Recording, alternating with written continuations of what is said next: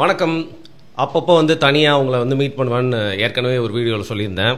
பொதுவாக நம்ம personal life பற்றி அதிகமாக பகிர்ந்துக்கிறதே இல்லை. அது நம்மளுக்கு பிடிக்கவும் பிடிக்காது. ஆனால் இந்த வீடியோ முழுக்க முழுக்க என்னோட வீடியோ ஜேர்னல் நினைவுகளை பதிவு பண்ணுறது, ஷேர் பண்ணிக்கிறது, என்னோட பர்சனல் எக்ஸ்பீரியன்ஸஸ்லாம் நான் அவங்க கூட சொல்லலான் இருக்கேன். ஜல்லிக்கட்டு ப்ரொடெஸ்ட் இது போன வருஷமே நான் இதை பற்றி பேசியிருக்கணும். ஏன்னா இதே டைமில் தான் பார்த்தீங்கன்னா ஜல்லிக்கட்டு ப்ரொடெஸ்ட் ஸ்டார்ட் ஆகி நடந்துட்டு இருந்துச்சு. போன வருஷம் நம்மளோட சேனல் வருண் விளாக்ஸ்லேருந்து வருண் டாக்ஸாக மாற்றி பாட்காஸ்ட்லாம் பண்ண ஸ்டார்ட் பண்ணப்போ ஏதோ அந்த டைமில் நான் மறந்துட்டேன். அதனால இந்த ஒரு வருஷம் ஆனாலும் இந்த காலகட்டத்தில் அதை நினைவு கூறும் விதமாக சில விஷயங்கள்லாம் உங்ககிட்ட பகிர்ந்துக்கணும் அப்படின்னு எனக்கு தோணுச்சு. அப்போ நான் ஒரு பிரபல பத்திரிகையில் வேலை பண்ணிட்டு இருந்தேன். அவங்களோட டிஜிட்டல் வெர்ஷன் ஆஃப் ஆர்டிகல்லாம் வீடியோவாக பேசுறது தான் நம்மளோட வேலையாக இருந்துச்சு. அப்பப்போ ரிப்போர்ட்டிங்க்கும் அனுப்புவாங்க. ஒரு நாள் நைட்டு அர்ஜென்ட்டாக கால் பண்ணி ஒரு ரிப்போர்ட்டிங் இருக்குது வாங்க அப்படின்னு சொன்னாங்க. ஒரு இடத்துல போயிட்டு பைட்ஸ்லாம் எடுக்கணும், கவர் பண்ணணும்னு சொன்னாங்க. இந்த நேரத்தில் கூட மாட்டாங்களே நம்மளை அப்படின்னு சொல்லிட்டு சரி என்ன அப்படின்னா மெரினா பீச்சுக்கு போனால் அங்கே ஒரு 50-60 பேர் நின்றுருக்காங்க. அதுக்கு முன்னாடியே ஒரு 2 நாளாக நிறைய இடங்களில் save Jallikattu, save our bulls, ban PETA இந்த மாதிரி வாசகங்கள்லாம் வச்சுட்டு மதுரையிலையும் சரி சென்னையிலையும் சில இடங்களில் சில பசங்கள்லாம் வாலண்டியர்ஸ்லாம் நின்று போராட்டம் ஒரு சின்ன லெவலில் ஸ்டார்ட் பண்ணியிருந்தாங்க. அந்த போராட்டத்தோட தொடர்ச்சியாக மரினாவில் ஒரு 50-60 பேர் கூடிட்டாங்க. ஒரு பெரிய ப்ரொடெஸ்ட்டாக இது மாறப்போகுது. தமிழ்நாடு முழுக்க ஒரே டைமில் இன்ஃபார்ம் பண்ணி நிறைய பேர் மெரினாவை நோக்கி வந்துட்டு இருக்காங்க அப்படிங்கிற மாதிரி ஒரு இன்ஃபர்மேஷன் வருது. சரி, நம்ம மெரினா பீச் கிட்ட போகிறோம். அந்த 50-60 பேர் ஒரு பக்கம். ஆனால் அவங்களோட அதிகமாக காவல்துறை நிறைய பேர் குமிஞ்சிட்டாங்க. கரெக்டாக அந்த விவேகானந்தர் இல்லத்துக்கு பக்கத்தில் தான் நிறைய பேர் குமிஞ்சிருந்தாங்க. ஒரு அசிஸ்டன்ட் கமிஷனர் மாதிரியான ஒரு போஸ்ட்டில் இருக்கிறார் ஒரு ஆஃபீஸர். அவர்கிட்ட போய் நான் பேச போகிறேன். அவங்களோட கூட இருக்கிற கன்மேன் என்னை தடுக்கிறாரு. அந்த கன்மேன் என்ன கூட காலேஜில் ஸ்கூல்லையும் காலேஜ்லையும் படித்த ஒரு நபர். அவர் கன்மேனாக இருக்கார். என்ன மச்சான் அப்படின்னு சொல்லிட்டு நாங்கள் பேசிகிட்டு இருக்கோம். அது பெரிய போராட்டமாக மாறப்போகுது. தடியடி நடத்துவாங்களா அப்படின்னு சொல்லி நான் கேட்டேன். அதெல்லாம் சான்ஸே இல்லை, நடத்த மாட்டாங்க. ஆனால் எப்படி இதை கட்டுப்படுத்துறது அப்படின்னு யோசிச்சுட்டு இருக்காங்க அப்படின்னு சொன்னார். சரி, இது என்னங்க காலையில் கூட எல்லாரையும் இங்கேருந்து அனுப்பிடுவாங்க அப்படின்னு பார்த்தா நான் ஒரு 2 மணி நேரம் அங்கே டைம் ஸ்பெண்ட் பண்ணியிருப்பேன். அந்த கூட்டம் அங்கேருந்து நகரவே இல்லை. கொஞ்சம் கொஞ்சமாக கூட்டங்கள் லைட்டாக ஒரு 50 பேர், இன்னும் 50 பேர் அப்படின்னு சொல்லி எங்கேருந்து சரி வந்துகிட்டே இருக்காங்க. ஸோ இங்கே நிறையா கூட்டம் கூடன்னு தெரிஞ்சிச்சு. சரி, எப்படினாலும் நம்ம போய் தூங்கணுமே அப்படின்னு சொல்லிட்டு தூங்கி எந்திரிச்சு அன்னைக்கு காலைல பார்த்தா ஃபுல்லாக எல்லா பக்கமும் நியூஸு. மரினாவில் ஒரு 1000க்கும் மேற்பட்ட ஸ்டூடெண்ட்ஸ் உட்காந்துட்டு இருக்காங்க. நிறைய பேர் போராட்டம் பண்ணிட்டுருக்காங்கன்னு சொல்லிட்டு திருப்பி ரிப்போர்ட்டிங்க்கு நம்மளை அனுப்புகிறாங்க. அங்கே தான் போயிட்டு நம்ம எல்லாரையும் பைட்ஸ் எடுத்துகிட்டு இருக்கோம். எல்லாருமே உட்காந்துருந்தாங்க. நிறைய செலிபிரிட்டிஸ்லாம் கூட உட்காந்தாங்க. நல்ல ஞாபகம் இருக்குது. ஆர்ஜே ரமேஷ்னு ஒரு நடிகர் இருப்பார். அவர் உட்காந்துருந்தார். நம்மளுக்கு விபூதி பார்க்குறாங்க அப்படின்னு சொல்லிட்டு அவரோட அந்த ஃபேமஸ் டைலாக்கே அங்கே சொல்லியிருந்தார். அதே நேரத்தில் தான் பார்த்தீங்கன்னா ஒரு கருப்பு சுடிதார் போட்டு ஜல்லிக்கட்டு ஜூலி அவங்களும் அங்கே நின்று கத்திட்டு இருந்தாங்க. எல்லாருமே பைக்லாம் எடுத்துட்டு ஸோ மக்களுக்கு இதோட வீரியம் புரிஞ்சு எல்லாருமே வர ஆரம்பிச்சிட்டாங்க அப்படின்னு தெரிஞ்சுது. 100கணக்கில் இருந்தாங்க, 1000கணக்கில் வந்துட்டாங்க. தமிழ்நாடு முழுக்க தான் நியூஸ். இது வரைக்கும் நான் சென்னையிலே பிறந்து வளர்ந்துருந்தாலும் மரினாவில் இப்பேற்பட்ட ஒரு பெரிய போராட்டத்தை, அதுவும் பார்த்தீங்கன்னா தன்னிச்சையாக எழுந்த ஒரு போராட்டத்தை, கட்சி சார்பில்லாத ஒரு போராட்டத்தை நான் பார்க்கவே இல்லை. அது ஒரு முழு போராட்டமாக மாறிடுச்சு அப்படிங்கிறது என்னால் உணர முடிஞ்சுது. சரி, அதுக்கப்புறம் என்ன ஆச்சு அப்படின்னு பார்த்தீங்கன்னா இதை அடுத்த கட்டத்துக்கு கொண்டு போனது அப்படிங்கிறது நியூஸ் சேனல்ஸ். ஸோ ஒன்று Thimuka news channel, Athimuka news channel, அது மட்டும் தான் இருக்கும்ல. பட் அதையும் தாண்டி ரொம்ப பெரிய பங்காற்றுனது அப்படிங்கிறது 3 நியூஸ் சேனல்ஸ் தான். இவங்க பார்த்தீங்கன்னா கண்டிப்பாக சன் நியூஸும் இல்லை, ஜெயா நியூஸும் இல்லை. இது அதிமுகவோட ஆட்சி வேற நடந்துட்டு இருக்கு. பன்னீர்செல்வம் தான் சிஎம்மா இருக்காரு. ஜெயலலிதா அவர்கள் இறந்து போயிட்டாங்க. அதுக்கப்புறம் நடக்கக்கூடிய ஒரு போராட்டம். இதை கட்டுப்படுத்தவே தெரியல. நிறைய பேர் கூடிட்டாங்க. இது கட்டுக்கடங்காமல் போயிட்டு இருக்குன்னு நிறைய பேருக்கு புரியுது. இந்த போராட்டத்தை எப்படி எல்லா இடத்துக்குமே கொண்டு போயிட்டு இது ஒரு பெரிய போராட்டமாக மாறி இருக்கு அப்படிங்கிறதுல ஒரு பெரிய பங்காற்றுனது 3 நியூஸ் சேனல்ஸ். அவங்க என்ன பண்ணாங்க, லைவ் அப்படியே அந்த செட்டப் எடுத்துகிட்டு நிறுத்திட்டாங்க. அந்த சேட்டலைட்லாம் பண்ணி நிறுத்தி எல்லா இடத்துலையுமே இதான் ஃப்ளாஷ் நியூஸ், ஃபுல் டைம் நியூஸாகவே இது பார்த்தீங்கன்னா ஓடிட்டே இருந்துச்சு. ஸோ இந்த போராட்டம் அடுத்த கட்டத்துக்கு வலுப்பெறதுக்கு இந்த 3 நியூஸ் சேனல்ஸ் தான் காரணம். ஸோ இதுக்கு எல்லா பக்கமே போய் மரினாவில் உட்காந்தா மாதிரியே கோயம்புத்தூர், மதுரை, கன்னியாகுமரின்னு சொல்லிட்டு எல்லா இடத்துலையுமே மக்கள் கூடி உட்கார ஆரம்பிச்சிட்டாங்க. ஸோ நம்ம பத்திரிகை ஆஃபீஸ்க்கு போகிறோம். அங்கே ஒரு லைவ் டிபேட் நடத்த வேண்டியிருந்துச்சு. இது தேவையா இந்த போராட்டம், கண்டிப்பாக ஜல்லிக்கட்டு எதற்கு, பீட்டா சைடு கரெக்டாக, பீட்டாக்கு என்ன உள்நோக்கம் இருக்குது, இப்பெல்லாம் போயிட்டே இருந்துச்சு. அது வரைக்கும் தான் நான் ஒரு ரிப்போர்ட்டராக அங்கே நான் போனேன். அதற்கு மேலே எனக்கு அந்த போராட்டத்தில் போய் கலந்துக்கணும் அப்படின்னு சொல்லிட்டு ஏதோ ஒரு டைமில் அந்த இடத்துல நான் இருந்தேன். மணிக்கணக்காக நம்ம அங்கே தான் ஸ்பெண்ட் பண்ணோம். ஸோ நம்ம கண்ணுக்கு எதிரில் அந்த போராட்டம் ஆரம்பித்து அதுக்கப்புறம் எப்படி அது பீக்குக்கு போச்சு, அப்புறம் எப்படி வெற்றி அடைஞ்சது, அதுக்கோட முடிவு எவ்வளோ கொடூரமாக இருந்துச்சு அப்படிங்கிறது எல்லாத்தையும் விட்னஸ் பண்ணது தான் தொடர்ந்து உங்க கூட பகிர்ந்துக்க போகிறேன். இந்த போராட்டம் எப்படி மாறணும்னு இதுக்கு பார்த்தீங்கன்னா நிறைய ஹீரோஸ் தேவைப்பட்டாங்க. சிச்சுவேஷன்ஸ் தான் ஹீரோஸை உருவாக்கும் அப்படின்னு சொல்லுவாங்க. பட் இங்கே வந்து பார்த்தீங்கன்னா சிச்சுவேஷன்ஸ் ஹீரோஸையும் வந்து உருவாக்குச்சு. சில பேர் வந்து சந்தர்ப்பவாதிகளை தங்களை ஒரு ஹீரோவாகவும் காட்டிக்கிறதுக்கு புது புது நபர்களாக வந்து பாப் அவுட் ஆகிட்டு இருந்தாங்க. ஸோ அப்படி தான் வந்து இந்த போராட்டத்துக்கு வந்து எல்லார் மத்தியிலும் நல்ல வரவேற்பு இருக்குது அப்படின்னு தெரிஞ்சோன்னே எதிர்க்கட்சி தலைவராக இருந்த ஸ்டாலின் அவர்கள் அங்கே வராரு. அங்கே வந்தார் ஸ்டாலினே, இது வந்து அதிமுக ஆட்சியில் நடக்கூட போராட்டம், ஜெயலலிதா அவர்கள் இறந்துட்டாங்க நேரத்தில் நம்ம போராட்டத்தில் உள்ள போய் ஆதரவு தெரிவித்து ஒரு நல்ல பேர் வாங்கலான்னு தான் வந்திருப்பாரு, ஏன்னா அதான அரசியல். ஆனால் அவருக்கு வந்து பார்த்தீங்கன்னா செருப்பு எடுத்து வந்து அடிச்சிட்டாங்க. ஆல்மோஸ்ட் அவர் மாதிரி பட்டுருச்சு அப்படின்னு நினைக்கிறேன். நேரில் இருந்து பார்த்ததை அவர் வந்து எல்லாருமே கூட்டிகிட்டு போயிட்டாங்க, ரொம்ப பாதுகாப்பாக கூட்டிகிட்டு போயிட்டாங்க. அவருக்கு அப்படி நடந்ததை பார்த்து மற்ற அரசியல் கட்சி தலைவர்களும் அங்கே வந்து தங்களுக்கு ஒரு ஸ்டிக்கர் ஓட்டிக்கலாம் அப்படின்னு வர்றதுக்கு வந்து பயப்பட்டாங்க. ஸோ அது வந்து பொதுவான ஒரு போராட்டம் அப்படின்றது அந்த ஒரு மொமெண்ட்டில் எனக்கு வந்து தெரிஞ்சுது. ஸோ ஆயிரம் சேர்ந்துட்டே இருக்குது. பல ஆயிரம் பேர் வந்து ஒவ்வொரு நாளும் வந்து கூடிக்கிட்டே இருக்காங்க. ஸோ பசங்களாம் வந்து அவங்க வந்து காலேஜை விட்டு வந்துடுவாங்க, இளைஞர்கள்லாம் வந்துடுவாங்க, ஸ்கூல் ஸ்டூடெண்ட்ஸ்லாம் அவங்க வந்து வர ஆரம்பிச்சிட்டாங்க. அப்புறம் ஜல்லிக்கட்டு ஆர்வலர்கள்லாம் நிறைய பேர் வர ஆரம்பித்தாங்க. இந்த நேரத்தில் வந்து இந்த போராட்டத்துக்கு வந்து இன்னும் ஒரு வீரியம் எழுப்புறதுக்கு ஒரு பாட்டு வந்து உதவுச்சு அப்படின்னு சொல்லலாம். இந்த ஜல்லிக்கட்டு பேன் பண்ண அப்பவே வந்து பார்த்தீங்கன்னா இந்த போராட்டத்துக்கு முன்னாடி தான் அந்த பாட்டு வந்து வருது. ஹிப்ஹாப் தமிழ் ஆதியோட இதுதான் என் ஊர் அப்படிங்கிற பாட்டு வந்து இந்த ஜல்லிக்கட்டு மாடெல்லாம் வந்து வச்சிருப்பாரு. பீட்டாலேருந்து வந்து பீட்டா மாதிரியான ஒரு ஆர்கனைசேஷனில் வந்து மாட்டெல்லாம் வந்து அபகரிச்சுட்டு போக பார்ப்பாங்க. அப்போது இவர் வந்து மீசியை முறுக்கிட்டு எல்லாருக்கிட்டையும் சண்டை போட்டு அந்த மாட்டெல்லாம் காப்பாற்று வரல. அது வீடியோ சாங் நான் சொல்கிறது. பட் இந்த பாட்டு, அந்த ஜல்லிக்கட்டுக்கு உண்டான அந்த பாட்டு, ஹிப்ஹாப் தமிழில் போட்ட பாட்டு வந்து எல்லாருமே எல்லா சைடுமே வந்து ப்ளே பண்ண ஆரம்பிச்சிட்டாங்க. அந்த சைடு வர காராக இருக்கட்டும், ஃபோனில் எல்லாருமே இருக்கட்டும், அதுக்கப்புறம் டிவியில் நிறைய இடங்கள் அந்த பாட்டு வந்து ஒலிக்க ஆரம்பிச்சிச்சு. ஸோ நமக்கு என்னப்பா ஏதோ ஒரு போராட்டம் நடக்குது, ஜல்லிக்கட்டு நம்ம வந்து பார்த்ததே இல்லை, நியூஸில் பார்த்துருக்கோம் அப்படின்னு நினச்ச பசங்க கூட வந்து பார்த்தீங்கன்னா இந்த பாட்டு வந்து அவங்க மைண்டுக்குள்ளே நுழைஞ்சு அந்த போராட்டத்தை வந்து ஒரு பெரிய போராட்டமாக மாற்றி அந்த மெரினா ரோடு இருக்குதுல்ல, விவேகானந்தர் இல்லம் கிட்ட தான் அந்த முக்கியமான போராட்டம் ஆரம்பிச்சு. அங்கே தான் மெயின் கேங்கே உட்காந்துருக்காங்க. அதை சுற்றி வந்து பெருசாக கும்பல் போயிட்டே இருக்கு. பட் அந்த மெயின் ரோட்ல வந்து எல்லா கார்லையுமே இந்த ஹிப்ஹாப் தமிழோட பாட்டு வந்து அப்படி பார்த்துட்டு ரிப்பீட் மோட்ல கேட்டு இருந்தாங்க. எனக்கு சிரிப்பா இருந்துச்சு, என்னடா திருப்பி இந்த பாட்டை போட்டே இருக்கீங்க அப்படின்னு சொல்லிட்டு எல்லா கார்லையுமே எல்லாருமே அந்த பாட்டை கேட்டு இருந்தாங்க. ஸோ அவர் இந்த போராட்டத்துக்கு ஒரு பற்ற வச்ச தீ கொண்டான அதை கொளுத்தி வச்ச ஒரு மாதிரி வந்து மாறிட்டாரு. ஸோ அவர் அந்த சுச்சுவேஷனில் அந்த பாட்டை போட்டார். அவருக்கு தேங்க்ஸ் தான் சொல்லணும். அந்த பாட்டு வந்து ஸ்ப்ரெட் பண்ணுச்சு அந்த போராட்டத்தை. அந்த பேர் வந்து அவருக்கு போய் சேர்ந்துச்சு. ஸோ அவரும் அந்த போராட்டத்தில் ஒரு ஹீரோவாக மாறினார். அவர் வந்து அந்த பேரை வந்து எடுத்துக்கணும்னு நினச்சாருன்னு சொல்ல ஹீரோவாக வந்து மாறினார். சரி, இவர் மட்டுமா அப்படின்னு பார்த்தா இன்னும் பல பர்சனாலிட்டிஸ் இதில் வந்து வெளில வராங்க. ஸோ ஹிப்ஹாப் தமிழா அந்த பாட்டு மூலியமாக இந்த போராட்டத்துக்கு உதவுனார். சில பேர் வந்து நாங்கள் இதுக்கு ஆதரவு தெரிவிக்கிறோம் அப்படின்னு சொல்லிட்டு வந்தாங்க. அதில் ஒருத்தர் தான் வந்து பார்த்தீங்கன்னா அங்கே அவரோட ஸ்பீச்சை நேரில் பார்த்தேன், ஆர்ஜே பாலாஜி.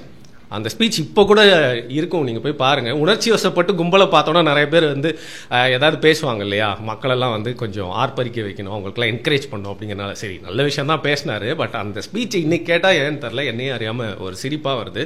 அதுக்கப்புறம் அந்த போராட்டம் முடிகிறப்போ அவர் என்ன பேசினார் அதெல்லாம் வந்து நிறைய பேருக்கு வந்து நினைவு இருக்கும் அப்படின்னு நினைக்கிறேன். ஆனால் அவரையே வந்து தூக்கி சாப்பிட்ற விதமாக ஒரு நபர் வந்தார். இந்த போராட்டத்தை நான் வந்து முன்னின்று நடத்துகிறேன் அப்படின்னு சொல்லிட்டு கருப்பு சட்டை போட்டு வந்து கையை கட்டி நின்றுக்கிட்டு அந்த விவேகானந்தர் இல்லத்துக்கு எதிராக இருக்கிற அந்த கும்பலில் வந்து அவர் தான் நின்ட்டாரு. என்னவோ அவர் தான் இந்த போராட்டத்துக்கே விதை போட்ட மாதிரி வந்து பார்த்தீங்கன்னா எல்லாருக்கிட்டையும் மைக்க கொடுன்னு சொல்கிறது, அங்கே வந்து பேச வரவங்க எல்லாருமே வந்து யார் பேசணும்னு சொல்கிறது, எவ்வளோ நேரம் பேசணும்னு சொல்கிறது, என்ன பண்ணணும்னு சொல்கிறது அப்படிங்கிற மாதிரி அவர் பொறுப்பேற்றுக்கே வந்து ஆரம்பிச்சிட்டார். ஆனால் அவர் இருக்காரு தவிர்த்து பக்கத்தில் இருக்க குப்பத்தில் இருந்து என்ன பண்ணிட்டாங்க, இந்த போராட்டத்தில் எல்லாருமே பாவம் பசங்களாம் லைட் இல்லாமல் உட்காந்துருக்காங்கன்னு சொல்லிட்டு அந்த லைட் செட்டை அவங்களே காசு கட்டி எடுத்துகிட்டு வருது, தண்ணி எடுத்துகிட்டு வருது, இது எல்லாமே பண்ண ஆரம்பிச்சிட்டாங்க. ஸோ குறிப்பாக அந்த ஓரம் இருக்கிற அந்த குப்பத்தில் இருக்க மக்கள் தான் அந்த போராட்டம் ஸ்டார்ட் ஆச்சு அப்படின்னா கூட அடுத்த கட்டத்துக்கு அது கொண்டு போகிறதுக்கான ஃபியூலை அவங்க தான் வந்து போட்டாங்க அப்படின்னு சொல்லணும். ஆனால் இந்த பேர் வாங்கிக்கிறதுக்காக இந்த நடிகர் கம் நடன அமைப்பாளர் ஒரு பேர் என்ன லாரன்ஸ், அவர் வந்துட்டார். பின்னால் தான் வந்து டயலாக்லாம் சொல்லியிருப்பார், ஞாபகம் இருக்கா, இந்த போராட்டத்துக்கு வந்து நிதி கேட்டேன், என்னோட ஒய்ஃப் வந்து தன்னோட கழுத்தில் இருக்க நகையெல்லாம் வந்து கழட்டி கொடுத்தா, போராட்டத்துக்கு நான் வந்து 1 கோடி ரூபாய் வந்து கொடுத்துருக்கேன் அப்படிங்கிற மாதிரி வந்து வாயெல்லாம் வந்து மாட்டினார். ஸோ அந்த நேரத்தில் என்ன ஆச்சுன்னு பார்த்தீங்கன்னா அங்கே எல்லாருமே வந்து நின்று இருந்தாங்க. எல்லாருமே ஒருத்தராக ஒரு டேர்ன் எடுத்து பேசிகிட்டே இருந்தாங்க. அந்த பேசுறது எல்லாருக்குமே ரொம்ப என்கரேஜிங்காக இருந்துச்சு. ஸோ அங்கே வந்து இந்த ஆர்ஜே விக்னேஷ்காந்தும் நின்று இருந்தார். அவர் எப்படி அங்கே வந்தாருன்னு தெரியல, அவர் கூட ஒர்க் பண்ணுறவங்க எல்லாமே நின்று இருந்தாங்க. பக்கத்தில் லாரன்ஸ், இவங்க எல்லாருமே தான் பேசுகிற வைக்கிறத ஆர்கனைஸ் பண்ணிட்டே இருந்தாங்க. அந்த கூட்டத்துக்கிட்ட என்னால் போக முடியல அப்படிங்கிறனால அவ்வளோ ஒரு லேக்ஸ் இந்த டைமில் வந்து பேசுகிறப்போ ஒரு லேக்ஸ் கணக்காக கூட்டம் சேர்ந்துச்சு. சரியா, அதை நான் வந்து கொஞ்சம் தூரத்துலேருந்து பார்த்துட்டு இருக்கேன், ஒரு 100 அடி தூரத்துலேருந்து. வேஷ்டி வேறு கட்டிட்டு இருந்தான் அன்றைக்கி. ஸோ ரொம்ப அப்படியே வந்து உணர்ச்சி பிளம்போட இதை பற்றியே வந்து அந்த பத்திரிகையில் ஷோ பண்ணிட்டு வந்து பார்த்துட்டு இருக்கேன். செமையாக பேசுகிறாங்களே சூப்பரில். பசங்க எல்லாருமே வந்து அந்த ஃபோன் லைட்லாம் எடுத்து காமிக்க ஆரம்பிச்சிட்டாங்க. அது ஒரு ஃபேஷனாக மாதிரி எல்லாருமே வந்து பார்த்திங்கன்னா அந்த ஃபோன் லைட்டை வந்து அப்படியே வேவ் பண்ணி ஆடிட்டே இருந்தாங்க. அப்போ ஒரு பையன் வந்தான், அண்ணா அப்போ வந்து ஒரு டிவியில் வேற நான் அதுக்கு முன்னாடி வேலை செஞ்சிருந்தேன். அவன் நீங்கள் இங்கே நிற்கிறீங்களா, நீங்கள் தமிழ் செம்மையாக பேசுவீங்களேண்ணா, அப்படி நீங்கள் கண்டிப்பாக அங்கே போய் பேசணும்னா அப்படின்னு சொல்லிட்டு நம்மளே வந்து உடம்பு கூச்சும் விதமாக வந்து நம்மளை ஏற்றி விட்டு என்ன பண்ணா, ஏப்பா உடுப்பா வேணாப்பா அங்கே போகிறதே ரொம்ப கஷ்டம், அதுக்கிட்டே போக முடியாதுன்னு சொல்லிட்டு நான் நின்றுருக்கேன். என்னை கஷ்டப்பட்டு இழுத்து எப்படியோ கூட்டு போயிட்டான். சரி அவன் ஏதோ பொறுப்பாளராக இருக்கான் அங்கே அப்படின்னு பார்த்தா வந்து அவனும் பொறுப்பாளர்லாம் என்ன மாதிரி சும்மா வேடிக்கை பார்க்க வந்தான். இந்த அண்ணா வந்திருக்காரு, அவர்கிட்ட கொடுங்க போய் கத்துறான். அதுக்கப்புறம் ஒரு டர்ன்ஸ் எடுத்து எல்லாருமே பேசிட்டு இருங்க, ஒரு 3 பேருக்கு அப்புறம் உங்ககிட்ட கொடுப்பாங்க சொல்லி நான் அங்கே நின்றுருக்கேன். ஐயோ போயிடலாமா வேணாமான்னு சொல்லிட்டு. அப்போ நம்ம கிட்ட இருக்க ஃபோனில் வந்து சரியான கேமரா கூட இல்லை, அதை யாராவது வச்சு எடுக்க வைக்கணும்னு சொல்லிட்டு எனக்கு ரொம்ப ஆசை. என்ன பேச போகிறோம் அப்படின்னு தெரியல. அந்த 3 நபர்களோட டர்ன் முடிஞ்சு என்னோட டர்ன் வந்துச்சு. மைக்கை பிடிச்சோம், அது வரைக்கும் ப்ரிப்பேர் பண்ணல, ஆனால் வாயை திறந்து ஃபுல்லாக அப்படியே சும்மா பஞ்சாக எடுத்து விட்டு எல்லாரையும் வந்து ஊக்கப்படுத்தும் விதமாக வந்து ஒரு 15 மினிட்ஸ் வந்து நம்ம பேசியிருப்போம். செம்ம விசில். யாரோ ரீசெண்டாக கேட்டாங்க உங்கள் லைஃப்லேயே எதுங்க ரொம்ப கிரேட்டஸ்ட் மொமெண்ட்டு அப்படின்னு கேட்டால் எனக்கு அப்போ சொல்லவே வரல. மொக்க மொமெண்ட்லாம் வந்து சொல்லிட்டு இருந்தேன். ஆனால் இப்போ தான் வந்து எனக்கு சொல்லணும்னு தோணுது. என் லைஃப்லேயே ஒன் ஆஃப் த கிரேட்டஸ்ட் மொமெண்ட்னா வந்து நான் அந்த மொமெண்ட்டை தான் வந்து பார்க்குறேன்.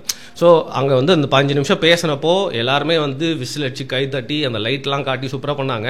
அதில் குறிப்பாக நான் ஒரு டைலாக் சொல்லியிருப்பேன், நீங்களே தன்னிச்சையாக எழுந்து நடந்துட்டு இருக்க இந்த போராட்டத்தை வந்து ஸ்டிக்கர் ஒட்டிட்டு பேர் வாங்கிக்கலாம், சில பேர்லாம் வருவாங்க, அவங்களெல்லாம் நீங்கள் விடாதீங்க அப்படின்னு அந்த நம்பரை பக்கத்தில் வச்சுட்டே சொல்கிறேன். லாரன்ஸ் நிற்கிறார், அவரை மீன் பண்ணி தான் சொல்கிறேன், ஓப்பனாக சொல்கிறேன் அப்படின்னு சொல்கிறேன். அவருக்குலாம் என்ன பண்ணுறேன்னு தெரியல. விக்னேஷ்காந்தும் நின்று தான். ஸோ நான் இந்த நேரத்தில் ஏன் விக்னேஷ்காந்த் சொல்லிட்டு இருந்தேன்னா, இதை என்னால் வீடியோ எடுக்க முடியாமல் போயிடுச்சு. பட் தொடர்ந்து இது ஒரு வீடியோ கவரேஜ் யாரோ ஒரு ஓரத்தில் வந்து பண்ணிகிட்டே தான் இருந்திருப்பாங்க. பல்லாயிரக்கணக்கான ஃபோன்ஸில் யாராவது வந்து வீடியோ எடுத்துருக்கலாம். இந்த நேரத்தில் எனக்கு வந்து கெஞ்சி கேட்குற ஒரு ரிக்வெஸ்ட்டு, யார்கிட்டயாவது அந்த வீடியோ பிட்டு எங்கேயாவது இருந்துச்சு அப்படின்னா, இந்த விக்னேஷ்காந்த் உங்களோட குரூப்லேயே யாராவது வச்சுருந்தாங்க அப்படின்னா தாங்க. என் லைஃபோட ஒன் ஆஃப் த பெரிய பொக்கிஷமாக நான் வந்து பார்ப்பேன். இப்போ அந்த வீடியோ எடுத்து போட்டால் கூட வந்து பார்த்திங்கன்னா அவ்வளோ செம்மையாக இருக்கும். ஸோ எனவே இந்த சுய புராணத்தில் விட்டுலாம். எனக்கு என்னோட ஒரு பியூட்டிஃபுல் மொமெண்ட் அதுவும் கூட ஷேர் பண்ணிக்கணும் அப்படின்னு நினச்சேன். அதற்கப்புறம் வந்து இன்னும் சில கேரக்டர்ஸ்லாம் வந்து இதுக்கு சப்போர்ட் பண்ணுறதுக்காக வந்தாங்க. அதில் குறிப்பாக ஒருத்தர் தான் வந்து பார்த்தீங்கன்னா நடிகர் சிம்பு. சரி எல்லாருமே கலாய்க்கிறாங்களே, சில பேர் மட்டும் தான் ஏற்றுக்கிறாங்க, சிம்புவும் வந்து கலாய்ச்சி அனுப்பிச்சிருவாங்க அப்படின்னு பார்த்தா, பட் சிம்பு அவங்க வந்தார். அந்த ஸ்டேஜில் ஏறி வந்து ஒரு ஸ்டேஜ் அதுக்கப்புறம் உருவாயிடுச்சு. இந்த ஸ்டேஜில் ஏறி வந்து பேசினார். அவ்வளோ ஆர்ப்பரிப்பு. அவரும் பார்த்தீங்கன்னா லூசுத்தனமாலாம் எதுவும் பேசல, முடிஞ்ச அளவுக்கு ரொம்ப சென்சிபிளாக தான் அந்த ஸ்டேஜில் வந்து பேசிட்டு போயிருந்தார். அதுக்கப்புறம் இந்த மாதிரி சில செலிபிரிட்டிஸ்லாம் எல்லாருமே வந்து சப்போர்ட் பண்ண ஆரம்பிச்சாங்க. ஸோ தமிழ்நாடு முழுக்க பற்றி எரிஞ்சிட்டு இருந்த அந்த போராட்டம் வந்து இந்தியா முழுக்க வந்து ஃப்ளாஷ் ஆகி இதுதான் வந்து ஒரு பேசு பொருளாகவே மாறிடுச்சு. முக்கியமாக வந்து அதிமுக அரசாங்கத்து மேலே கோபம், அதையும் தாண்டி அவங்க கூட வந்து பிஜேபி தான் இருக்காங்கன்னு தெரிஞ்சு மோடி அரசின் மேலே வந்து மக்களோட கோபம் முழுக்க திரும்பி நம்மளோட தமிழகத்தின் ஜல்லிக்கட்டு போராட்டத்தை வந்து ஓய வைக்க பார்க்குறாங்க. நம்மளோட பல்லாயிரக்கணக்கான மரபை வந்து அழிக்க பார்க்குறாங்க. பீட்டா கூட சேர்ந்துட்டு நம்மளோட மாட்டு வகைகளை, நம்மளுக்கு கிடைக்கிற அந்த கரெக்டான பாலை வந்து நம்மக்கிட்ட இருந்து பறிக்க பார்க்குறாங்க. அப்படிங்கிறத எல்லாருமே புரிஞ்சுக்கிட்டு போராட ஆரம்பிச்சிட்டாங்க. ஸோ லட்சக்கணக்கான மக்கள் வந்து பார்த்தீங்கன்னா ஒரு 6வது நாள் 7வது நாள் வந்துட்டே இருக்காங்க. இதை குறிப்பாக வந்து நிறைய கான்சர்ட்ஸ்க்கு போய் நிறைய கூட்டத்துக்கு போயிருப்போம். எல்லா இடங்களுமே வந்து பார்த்தீங்கன்னா பெண்கள் அப்படின்னா வந்து அவங்களுக்கு ஒரு பாதுகாப்பற்ற சூழ்நிலை இருக்கலாம். ஏன்னா கும்பல்லாம் வந்து மொலஸ்ட் பண்ணிடுவாங்க அப்படிங்கிற மாதிரி ஒரு விஷயம் இருக்கும். அங்கே போலீஸ் இருந்தால் ஒரு பாதுகாப்பு இருக்கும், அங்கே செக்யூரிட்டி இருக்கணும், கூட போன ஆம்பளை வந்து அந்த பொண்ணை வந்து பாதுகாத்து கூட்டு போகணும். இல்லைனா நம்ம ஊரில் என்ன ஆகும் தெரியும்ல, அஜித்தோட மண்டையே கையை வச்சு கசக்குறவங்க நம்ம பசங்க. ஸோ அப்படி இருக்கிறப்போ அந்த இடத்துல நான் பார்த்த ஒரு பியூட்டிஃபுல்லான விஷயம் என்னன்னா, பொண்ணுங்க எல்லாருமே வந்து அவ்வளோ சேஃபாக இருந்தாங்க. அவ்வளோ சேஃபானா லைக் என் கண்ணு முன்னாடி பார்த்தேன், ஒரு பொண்ணு வந்தாங்க, 4 பசங்களும் அப்படியே ஏதோ வந்து வரக்கூடாதவங்கட்ட மாதிரி ஒதுங்கி நின்று இப்படி வழி விடுறானுங்க. அவ்வளோ பெரிய கூட்டத்தில் நிற்கவே இடம் இல்லைங்க. அது வந்து யாருமே சொல்லி கொடுத்ததில்ல, யாருமே வந்து கட்டுப்படுத்தி வந்ததில்லை, யாரோ வந்து பார்க்குறாங்கன்னு அந்த பயத்தில் வந்ததே இல்லை. அவ்வளோ பியூட்டிஃபுல்லாக இருந்துச்சு அந்த மொமெண்ட். அங்கேயே எல்லாருமே உட்காந்துருக்காங்கல்ல. ஸோ எங்கேயாவது போயிட்டு வந்து பசங்க ஒன்றுக்கு போயிட்டு வந்துருவாங்க. பட் அந்த பெண்கள் எல்லாருமே வந்து பார்த்தீங்கன்னா அங்கே இருக்கிற குப்பத்தில் இருக்கிற வீட்டில் தான் போயிட்டு அவங்களோட உபாதைகள்லாம் வந்து கழிச்சிட்டு வந்தாங்க. அண்ட் உட்கார்ந்த இடத்துல வந்து சாப்பாடு வந்துச்சுங்க. இது வந்து கட்சி சார்பு இல்லாமல் எல்லாருமே எடுத்துகிட்டு வந்து கொடுத்தாங்க. குழுக்கள் எடுத்துகிட்டு வந்து கொடுத்தாங்க. அப்புறம் எல்லா கட்சிகளும் எடுத்துகிட்டு வந்து கொடுத்தாங்க. அதிமுகவை தவிர்த்து திமுகவும் சரி எல்லா கட்சிகளும் எடுத்துகிட்டு வந்து கொடுத்தாங்க. நாம் தமிழர் கட்சி வந்து எடுத்துகிட்டு வந்து கொடுத்தாங்க ஃபுட்டு. அப்புறம் முஸ்லீம் அமைப்புகள் எல்லாருமே இந்த பரோட்டா அப்புறம் சப்பாத்தி அப்படின்னு சொல்லிட்டு ஃபுல்லாக ட்ரிங்க்ஸு லைக் தண்ணி எல்லாத்தையும் எடுத்து வந்து டிஸ்ட்ரிபியூட் பண்ணிருந்தாங்க. அவ்வளோ பேர் இருந்தாங்கன்னா அவ்வளோ பேருக்கு வந்து பார்த்தீங்கன்னா அந்த ஃபுட்டு வந்து சேர்ந்தது. யார் எங்கேருந்து எடுத்துகிட்டு வந்து கொடுத்தானே தெரியல. கொடுக்குறவன் அவ்வளோ பேர் ஆகிட்டான். அங்கே வந்து சும்மா நின்று பார்க்குறோம்னா கொடுக்குறோம் அவ்வளோ பேர் ஆகிட்டான். ஸோ ஒழுங்கு இருந்துச்சு. அங்கே வந்து தன்னலமற்ற அந்த ஃபுட்டு டிஸ்ட்ரிபியூஷன் அப்படின்றது இருந்துச்சு. பெண்களுக்கு பாதுகாப்பு, இது எல்லாத்தையும் வந்து அதை நான் தான் ஃபர்ஸ்ட் டைம் நான் பார்த்து விட்னஸ் பண்ணது. எவ்வளோ தான் போலீஸ் வந்து குவிக்கப்பட்டாலும் அவ்வளோ லட்சக்கணக்கான மக்களுக்கு மத்தியில் போலீஸ் அங்கொன்றும் இங்கொன்றுமா தான் இருக்காங்க. போலீஸ் ஃபோர்ஸ் வந்து அங்கே அதிகமாக வந்து டெப்ளாய் பண்ணப்படல. அண்ட் போலீஸ் ஃபோர்ஸை மெயினாக டெப்ளாய் பண்ணாதது காரணம் ஏதாவது பிரச்சனை வந்துட போகுது, இப்போ இளைஞர்களாக இருக்காங்க, போலீஸ்க்கு அவங்களுக்கு ஏதாவது கிளாஷ் வந்துட போகுதுன்னு நினச்சி பண்ணாங்க. ஆனால் அங்கே இருந்த போலீஸ் எல்லாம் வந்து அவ்வளோ அழகாக நம்ம போராட்டம் பண்ண பசங்களே வந்து பார்த்துக்கிட்டாங்க. அவங்களுக்கும் சாப்பாடு, அவங்களுக்கு உட்கார்றதுக்கு சேரு, தண்ணி எல்லாமே கொடுத்தாங்க. இதில் வந்து பார்த்தீங்கன்னா காலாபுரத்தில் ஒரு சீன் வந்து வச்சிருப்பார் ரஞ்சித். அது வந்து உண்மையாக இந்த போராட்டத்தில் நடந்தது. இவ்வளோ மக்கள்லாம் தன்னிச்சையாக வந்து ஏதோ ஒரு முக்கியமான அழகான காரணத்துக்காக ஒன்று கூடி போராடுறாங்க அப்படிங்கிறத பார்த்துட்டு ஒரு போலீஸே வந்து பார்த்துட்டிங்கன்னா அவர் வந்து அந்த போராட்டத்தில் நம்ம பேசணும் இல்லையா, அதே இடத்துல அந்த மைக்கை பிடிச்சி வந்து பேசிட்டார். ஆப்வியஸ்லி டிபார்ட்மெண்ட்டில் விட மாட்டாங்களே, பட் உணர்ச்சி பலமில் ஃபஸ்ட்டு ஒரு மனுஷன், அப்புறம் தானே போலீஸு. ஸோ அவர் வந்து பேசிட்டார். அது மாதிரி ஒரு அழகான மூமெண்ட்லாம் நிறையா நடந்துகிட்டே இருந்தது. ஸோ மதுரையிலும் ஒரு பெரிய கூட்டம், கோயம்புத்தூர்லையும் கட்டுக்கடங்காத நிறைய பேர் உட்காந்துட்டாங்க. அங்கேயே தொடர்ந்து இந்த மெரினா போராட்டம் மாதிரியே அங்கே வந்து நடக்க ஆரம்பிச்சிருச்சு. சரி, இவ்வளோ நேரம் நல்லா போயிட்டு இருந்துச்சு. இதுக்கு மேலே தான் வந்து பார்த்தீங்கன்னா எவ்வளோ பெரிய ஒரு கூட்டம் வந்து குமிஞ்சாலும் அதற்கு வந்து சரியான தலைமை இல்லை. எல்லா இடமா இருந்தாலும் ஒரு தலைமை தேவைப்படுது அப்படிங்கிறது வந்து எனக்கு வந்து புரிஞ்சுது. ஏன்னா அங்கே வந்து பார்த்தீங்கன்னா ஃபிலாசபி சந்தை, கட்சி சந்தையாக வந்து அந்த போராட்டம் வந்து பிரிய ஆரம்பிச்சது. ஸோ இந்த விவேகானந்தர் இல்லத்துக்கு எதிர்க்க அந்த போராட்டம் தொடங்கியெல்லாம் நடந்துருந்துச்சு இல்லையா. அதுக்கப்புறம் கொஞ்சம் தள்ளி வந்து பார்த்தீங்கன்னா திமுக கொடியோட வந்து அவங்க தனியாக உட்காந்து போராட ஆரம்பிச்சாங்க. இந்த சைடு வந்து பார்த்தீங்கன்னா நாம் தமிழர் கட்சியில் வந்து அவங்க ஒரு குழுவாக உட்காந்து போராட ஆரம்பிச்சாங்க. அப்புறம் கம்யூனிஸ்ட் அமைப்புகள், அப்புறம் முஸ்லீம் அமைப்புகள், இது மாதிரி வந்து தனித்தனி கட்சி எல்லாருமே தனித்தனியாக வந்து போராட ஆரம்பிச்சிட்டாங்க. அதுக்கப்புறம் என்ன பைத்தியக்காரத்தனெல்லாம் பண்ண ஆரம்பிச்சிட்டாங்க. அந்த விஜய் டிவியில் ஜோக் பண்ணி தருவாங்களே கோமாளிங்க, அவங்கெல்லாம் வந்து ஒவ்வொரு அந்த தலைவர்கள் சிலை கீழே நின்று மைக்கை பிடிச்சி வந்து ஸ்டாண்டப் காமெடி பண்ணுறாங்க.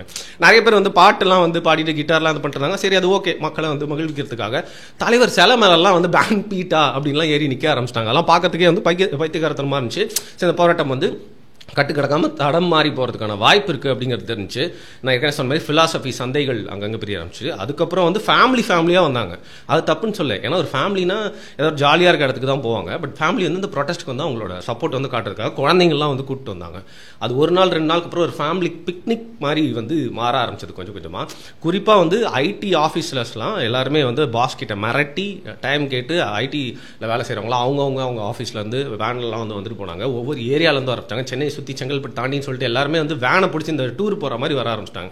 ஸோ இது ஃபேமிலி பிக்னிக்காக மாறினது ஒரு பக்கம். அப்படின்னா அதுக்கப்புறம் தான் என்ன ஆச்சுன்னு பார்த்தீங்கன்னா, அங்கே ஏதோ ஒரு போராட்டம் நடக்குது, ஜாலியாக இருக்குதான், நிறைய பேர் இருக்கிறாங்களாம் அப்படின்னு சொல்லிட்டு இதை பற்றி கேர் பண்ணாத சில இளைஞர்கள்லாம் வெளிலேருந்து பைக் எடுத்துகிட்டு வர ஆரம்பிச்சிட்டாங்க.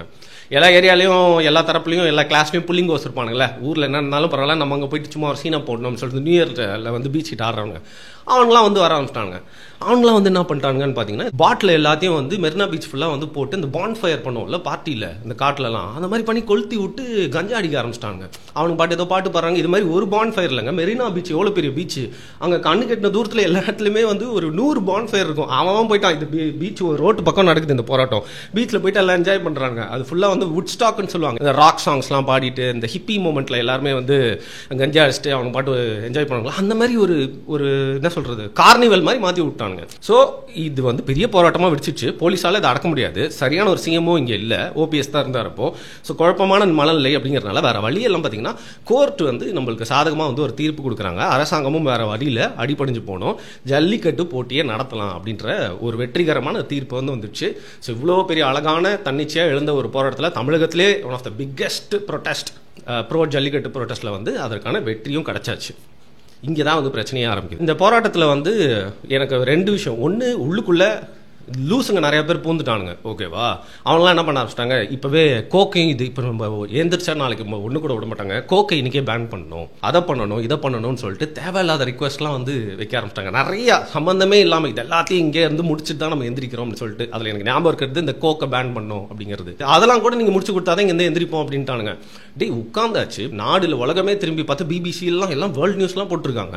நம்மளுக்கு தீர்ப்பும் சாதகமாக வந்துச்சு, ஏன்ச்சு போவீங்களா, மற்ற கோரிக்கைலாம் அந்த இடத்துல வந்து வைக்கிறதுக்கான நேரமா இது அப்படிங்கிற மாதிரி முகசொலிப்பு ஏற்பட்டு கொஞ்சம் கொஞ்சமாக தெளிவாக இருக்கவங்க எல்லாருமே அந்த போராட்டத்தில் வந்து நகர ஆரம்பிச்சாங்க. ஸோ அப்படி நகர ஆரம்பிக்க வந்து பார்த்தீங்கன்னா இதில் ஃப்ரிஞ்ச் எலமெண்ட்ஸ்னு சொல்லுவாங்க. அவங்க அதை தேவையில்லாத பிரச்சனை. இன்னொன்று நான் 2ன்னு சொல்லியிருந்தேன். ஒன்று, இந்த மாதிரி லூசுங்க வந்துட்டாங்க. இன்னொன்று, காவல்துறையே வந்து என்ன பண்ணுவாங்க, இந்த மாதிரி போராட்டத்துக்குள்ள இருக்க ஒற்றுமையை சீர்குலைக்கணும்னா இந்த மாதிரி ஃப்ரிஞ்ச் எலமெண்ட்ஸ் அவங்களே அனுப்பி உள்ளுக்குள்ளே வந்து அவங்களே ஒரு குழப்பத்தை ஏற்படுத்தி உள்ளுக்குள்ளே இருந்தே ஒரு பிரச்சனையை உண்டு பண்ணி அப்புறம் தடி நடத்தி அது ஒரு கலவரம் மாதிரி மாற்றி அதை வந்து அப்புறப்படுத்துவாங்க. இது போலீஸோட ஒன் ஆஃப் த டெக்னிக். அது வரைக்கும் ஹீரோவா கெத்தா வந்து பார்த்தீங்கன்னா ஸ்பீச்லாம் கொடுத்து இந்த ஹிப்ஹாப் தமிழை கூப்பிட்டு மிரட்டி விட்டாங்க.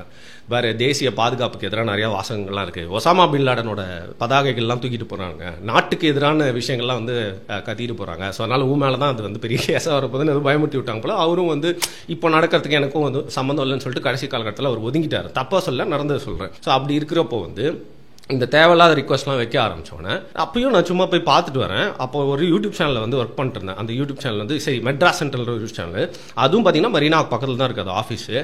அப்போ நான் வந்து ஒரு பொண்ணு வந்து லவ் பண்ணிருந்தேன். அந்த பொண்ணு வந்து என்ன சொல்லிச்சு, எங்கள் வீட்டுக்கிட்ட வா, நான் உனக்கு வந்து பாயாசம் தரேன் அப்படின்னு சொல்லிச்சு. சரி சும்மா இல்லாமல் நான் போயிட்டு அந்த பாயாசத்தை வாங்கின போனேன். இது மாதிரி கருப்பு சட்டை போட்டு போயிட்டேன். ஸோ இது முடிகிற கடைசி நாள் கண்டமேனிக்கு எல்லாரையும் அடிச்சு ஓட விட்டுட்டு இருக்காங்க. சரியா, நிறைய பேர் வந்து பார்த்தீங்கன்னா பயந்து காவல்துறை தப்பிக்கிறதுக்கு பீச்சுக்குள்ளேயே ஓடி போயிட்டாங்க, தண்ணிக்குள்ளே ஓடி போகிறாங்க. அவங்க வந்து மீனவர்கள்லாம் வந்து போட் எடுத்துகிட்டு வந்து காப்பாற்றுறாங்க. ஸோ இதில் மீனவர்களோட பெரிய பங்கு இருக்குது. அவங்க வந்து அந்த நேரத்துலையும் அவங்க உயிர் துச்சமாக இருந்துச்சு, அவங்க உயிரெலாம் காப்பாற்றுறதுக்கு போட்டில் ஏற்ற ட்ரை பண்ணுறாங்க. குப்பத்துக்குள்ளே பூந்து வந்து போலீஸ் பார்த்தீங்கன்னா அடி உடச்சி எல்லாரையுமே ஓட விட்டுருக்காங்க. ரயட் ஆயிடுச்சு, ஒரு போலீஸ் ஸ்டேஷனை எரிச்சிட்டாங்க. இதெல்லாம் இங்கே கண்ணில் பார்த்துட்டு இருக்கோம். கல் எடுத்து வந்து இந்த போலீஸ் ஃபோர்ஸ் இருக்கும்ல, ஹெல்மெட் அதெல்லாமே போட்டு அவங்கள எல்லாருமே கல் எடுத்து அடிச்சுட்டு இருக்காங்க. இதை நான் வந்து வேன் பார்த்துட்டு இருக்கேன். நான் போக வேண்டிய வேலையை மறந்துட்டு இதை அப்படியே பார்த்துட்டு இருக்கேன். என் கேட்டால் நான் கருப்பு சட்டை போட்டிருக்கேன். அந்த போலீஸ் கொஞ்சம் கொஞ்சமாக அட்வான்ஸ் பண்ணி கிட்ட வந்துட்டாங்க. அப்புறம் ஓடுறாங்க, எல்லாம் செதறி ஓடுறாங்க. சரி நம்ம எதுக்கு அடி வாங்கணும்னு சொல்லி நானும் செதறி ஓடுறேன். பயத்தில் என்ன பண்ணுறேன், அப்போ தான் ஃபேஸ்புக் லைவ்லாம் புதுசு, ஃபேஸ்புக் லைவ் ஆன் பண்ணிட்டு அதை எடுத்துகிட்டு அப்படி ஓடி ஒரு ஃப்ளாட் மேலே ஏறிட்டேன். ஸோ 2 போலீஸ் அதை பார்த்துட்டாங்க. மேலே இருந்து என்னை கூப்பிட்டு வந்து இந்த ஃபைபர் கேன்னு ஒன்று இருக்கும், ரோட்டில் கூப்பிட்டு வந்து கருப்பு சட்டை போட்டு தப்பிக்க பார்க்குறோம் சொல்லி அடி பின்னிட்டாங்க. ஒரு வாரம் இருந்துச்சு. ஸோ செம்ம அடி. அதான் ஃபர்ஸ்ட் டைம் வந்து பார்த்தீங்கன்னா, அதுக்கு முன்னாடி லட்டில் அடி வாங்கியிருக்கேன். இந்த ஃபைபர் கேனில் இதுதான் ஃபர்ஸ்ட் டைம் ரகரகமாக வாங்குறேன். அங்கேருந்து தப்பிச்சு அவங்க அடிக்கிற நிறுத்தல, நின்றுட்டே இருக்க நிறுத்துவாங்கன்னு பார்த்து அப்புறம் அடித்து வாங்கிட்டு சரி ஓட்டினா தான் வேலைக்குன்னு சொல்லி ஓடி போயிட்டு இன்னொரு ஃப்ளாட் கிட்ட போயிட்டு இருக்கேன். அங்கே ஒரு ஐயா வந்து என்னை காப்பாற்றி அவர் வீட்டுக்குள்ளே கூப்பிட்டுக்கிட்டார். கூப்பிட்டு என்னப்பா இது, ஏன்ப்பா இப்படி பண்ணுறீங்க, அதான் போராட்டம் முடிஞ்சிச்சுல. இல்லைங்க நான் தெரியாமல் கருப்பு சட்டை போட்டு வந்தேன், சரி வேடிக்கை பார்க்க வந்தவங்க, நான் தண்ணி கேன் போட வந்தவங்க மாதிரி வந்து சொன்னேன்னா அவர் என்ன சொல்கிறாரு, சரி இரு அப்படின்னு சொல்லி ஒரு டிஷர்ட் எடுத்துகிட்டு வந்து கொடுக்குறாரு. வெள்ளை கலர் டிஷர்ட்டு, சைஸ் பார்த்தா அதுப்பா பெரிய டிஷர்ட்டாக இருக்குது, இதாக இருக்குது, ஆனால் வந்து கருப்பு இல்லைல்ல, அதனால் இது போட்டுக்கோ அப்படின்னு சொன்னார். அது போட்டு அப்படி நிற்கிறேன். சரி சார் ரொம்ப தேங்க்ஸ், அப்படி இப்படி இதில் நீங்கள் பண்ணியிருக்கணும் அவசியமே இல்லை, ஆனால் உங்கள் வீட்டுக்குள்ளே கூப்பிட்டு எனக்கு ட்ரெஸ்லாம் தந்தீங்க அப்படின்னா இதெல்லாம் நான் பண்ணுவேன்ப்பா, எங்கள் அப்பா யார் தெரியுமா அப்படின்னு சொல்லிட்டு அப்போ வந்து சொல்கிறாரு, தமிழன் என்று சொல்கிறடா தலை நிமிர்ந்து நில்லடா அப்படிங்கிற வாசகத்தையே வந்து எங்கள் அப்பா தான் சொன்னார். ராமலிங்க பிள்ளையோட மகன் நான் அப்படின்னு சொல்லிட்டு ஃபோட்டோலாம் காட்டுறாரு.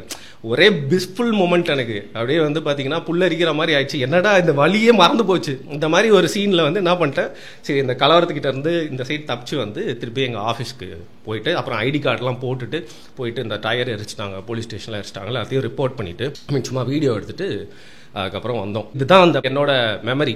ஸோ இதனால் நான் கூற வருவது என்ன அப்படின்னா, ஜஸ்ட் ஜேர்னல். இதெல்லாம் நடந்துச்சு, இதெல்லாம் நான் வந்து விட்னஸ் பண்ணேன், இது நான் வந்து இதுக்கு சாட்சி, என்னோட மெமரி அவங்க கூட வந்து பகிர்ந்துக்கணும் அப்படின்னு சொல்லிட்டு நான் வந்து சொன்னேன். ஆனால் கடைசியாக ஒரு விஷயம் பேசணும். இன்னைக்கு நான் பேசிட்டு இருக்கும் போது பார்த்தீங்கன்னா பல இடங்களில் ஜல்லிக்கட்டு வந்து தமிழ்நாடு முழுக்க வந்து நடந்துட்டு இருக்கு. ஸோ ஜல்லிக்கட்டு போராட்டத்தில் ஈடுபட்டவங்க வந்து கலந்துக்கிட்டவங்க வந்து பல பேர் லைஃப்பில் ஜல்லிக்கட்டுன்றதை பார்த்ததே இல்லை, அவனுக்கு ஜல்லிக்கட்டுக்கு சம்மந்தமே இல்லை. ஊர் படி வந்து பார்த்தீங்கன்னா அவன் மதுரைக்கு, அவனியாபுரத்துக்கு, அலங்காநல்லூர், பார்லிமெண்ட்லாம் போயிருக்கவே மாட்டான். போன சில பேருக்கு இன்ட்ரெஸ்ட் கூட இருக்காது. பட் சம்பந்தமே இல்லாமல் நிறைய பேர் கட்சி சார்பு இல்லாமல், ஜாதி சார்பு இல்லாமல், மதம் சார்பு இல்லாமல் எல்லாருமே வந்து ஜல்லிக்கட்டு ப்ரொடெஸ்ட்டுக்கு வந்து கலந்துக்கிட்டாங்க, ப்ரோ ஜல்லிக்கட்டு ப்ரொடெஸ்ட்டுக்கு. அப்படி வந்து நம்மளுக்கு கிடைச்ச வெற்றியில் இன்றைக்கி தமிழ்நாடு முழுக்க வந்து பார்த்திங்கன்னா பல இடங்களில் ஜல்லிக்கட்டில் வந்து ஜாதிய பாகுபாடு வந்து இருக்கிறத நம்மளால் பார்க்க முடியுது.